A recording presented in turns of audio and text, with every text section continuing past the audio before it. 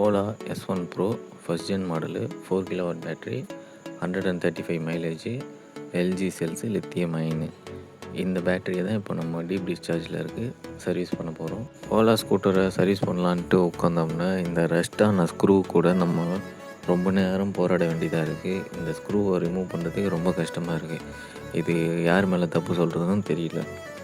பூட்டில் இருக்க இந்த 2 ஸ்க்ரூ எடுக்க முடியல. இதுக்கு நான் என்ன பண்ணேன்னா, அந்த பூட்டில் இருக்க அந்த பிளேட்டை மட்டும் தனியாக பிடிச்சி ஹெவியாக இழுத்தேன்.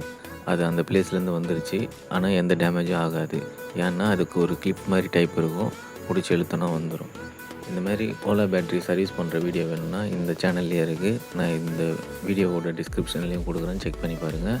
இந்த வீடியோவில் பேட்ரி சர்வீஸ் பண்ணுறது இருக்காது, ஒரு பேட்ரி ரெடி பண்ணி அதை வண்டியில் போட்டு வண்டியோட அவுட்லுக்கு அது எப்படி ரன் ஆகுது, எவ்வளோ சார்ஜ் ஆகுதுன்றதை மட்டும் காமிச்சிருப்பேன்.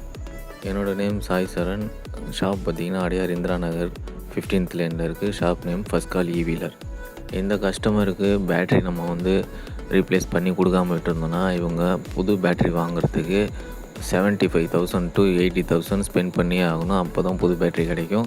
அந்த ரேஞ்சில் ஒரு புது எலக்ட்ரிக் ஸ்கூட்டரே வாங்கிட்டு போயிடலாம்.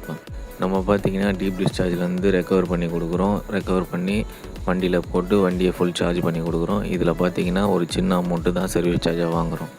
எலக்ட்ரிக் ஸ்கூட்டரில் சர்வீஸ்னு உட்காந்தோன்னா பெரிய சர்வீஸ் என்னவாக இருக்கும், எந்த எலக்ட்ரிக் ஸ்கூட்டராக இருந்தாலும் அதோட பேட்ரி தான் ஒர்க் அதிகமாக இருக்கும். அந்த மாதிரி தான் பார்த்திங்கன்னா ஓலா ஸ்கூட்டரில் S1 ப்ரோவில் முக்கியமாக ஃபர்ஸ்ட் ஜென்னு.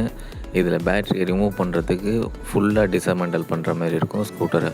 இப்போ பார்த்திங்கன்னா இந்த ஸ்கூட்டர் பார்க்கிங் மோட்லேருந்து ரிலீஸ் ஆக மாட்டேங்குது. ஆனால் அதே சமயம் உங்களுக்கு ரிவர்ஸுக்கு கீ யூஸ் பண்ணோன்னா பார்க்கிங் மோட்லேருந்து ரிலீஸ் ஆகிடுது, வண்டி மூவ் ஆக மாட்டேங்குது. இதுக்கு ரீசன் என்னென்னு பார்த்தீங்கன்னா, உங்களுக்கு சென்சார் ப்ராப்ளம் இருக்குது ஃப்ரண்ட் பிரேக்கில். இப்போது ஃப்ரண்ட் பிரேக் சென்சார் ப்ராப்ளம் இருக்கிறனால உங்களுக்கு ஆக்சிலேட்டர் கொடுத்தாலும் ஒர்க் ஆக மாட்டேங்குது. அன்றைக்கி நைட்டு விட்டுட்டோம். இதை அடுத்த நாள் காலையில் வண்டியை சார்ஜ் போட்டு மற்றபடி எல்லாமே செக் பண்ணி வண்டியை பேக் பண்ணியாச்சு. பேக் பண்ணிவிட்டு அந்த சென்சார் இஷ்யூவும் நம்ம கரெக்ட் பண்ணி விட்டுட்டோம். அதை நம்ம க்ளீன் பண்ணி போட்டிருக்கோம். அப்படியும் அது ஒர்க் ஆகுது, ஒரு மாதிரி மால் ஃபங்க்ஷன் தான் ஆகுது. அதுக்கு ஒரே வழி அந்த சென்சார் ஒயரை மாற்றணும், இல்லைன்னா